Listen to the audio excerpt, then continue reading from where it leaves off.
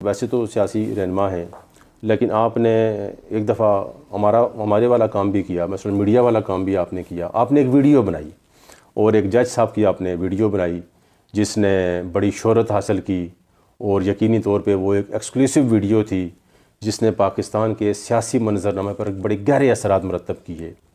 تو یہ کیسے آپ کے ذہن میں آئیڈیا آیا اور آپ نے اس کو مینیج کیسے کر لیا؟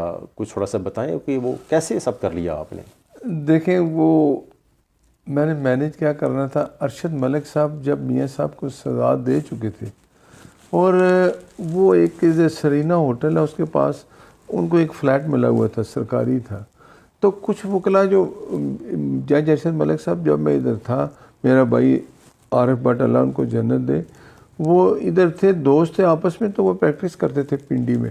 تو وہ وکلا آج بھی ماشاءاللہ ہیں، وہ کوئی اگلی اچھی پوسٹوں پہ چلے گئے جن کا نام ہے وکلا ہے. تو جج ارشد ملک صاحب ان سے کے ساتھ بیٹھتے تو کہتے یار کہ میں نے جو نواز شریف کو سزا دی ہے وہ بنتی نہیں تھی، لیکن میرے اوپر اتنا پریشر تھا، یہ سب کچھ تھا، مجھے اتنا ایک پریشرائز کیا گیا کہ مجھے مجبوراً سزا دینی پڑی. اور اب میرا دل جو ہے وہ بڑا ملامت مجھے کرتا ہے کہ میں نے کیا کیا.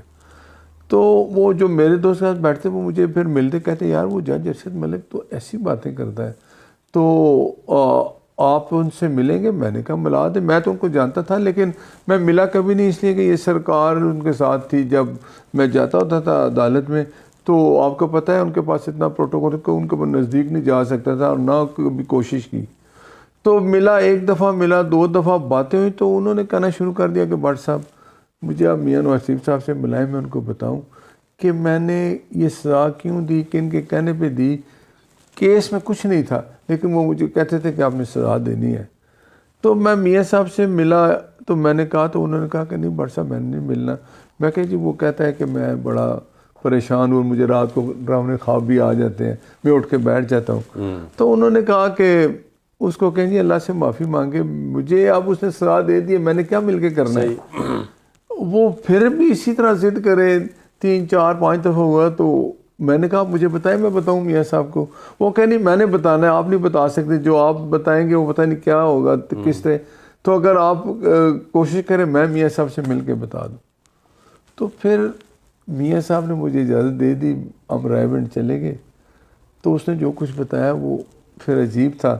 تو وہ جج ارشد نے کہا یار کہ میں نے میاں صاحب کو اتنا کچھ بتایا، انہوں نے کوئی غصہ نہیں کیا، یار میں نے ان کو سزا دے دی جھوٹی یہ وہ. تو واپسی پہ اس نے مجھے کہا کہ میں آپ کو کچھ لکھوانا چاہتا ہوں ایسے پوائنٹ کہ جب میاں صاحب ہائی کورٹ میں اپیل کریں گے تو یہ ان کو فائدہ مند ہوں گے، تو انشاءاللہ جلدی بری ہو جائے.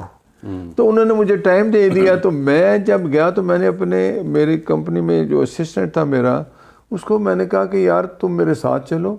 اور میرے ذہن میں تھا کہ میں کیمرہ ویڈیو آن کروں گا تو جو کچھ ملک صاحب کہیں گے، میں نے اپنی آئیڈیو ٹیلی فون بھی آن کر لیا تھا، آڈیو بھی چل رہی تھی اور ویڈیو بھی اس لڑکی. تو اگر کوئی چیز بھول گئے تو دوبارہ ریورس کریں گے، دیکھ لیں گے. وہ انہوں نے اتنا کچھ بتایا کہ پھر وہ آپ کے سامنے ہے. لیکن یہ اللہ کی مدد تھی کہ میاں نواز شریف کی بے گناہی اس دن ثابت ہوگی.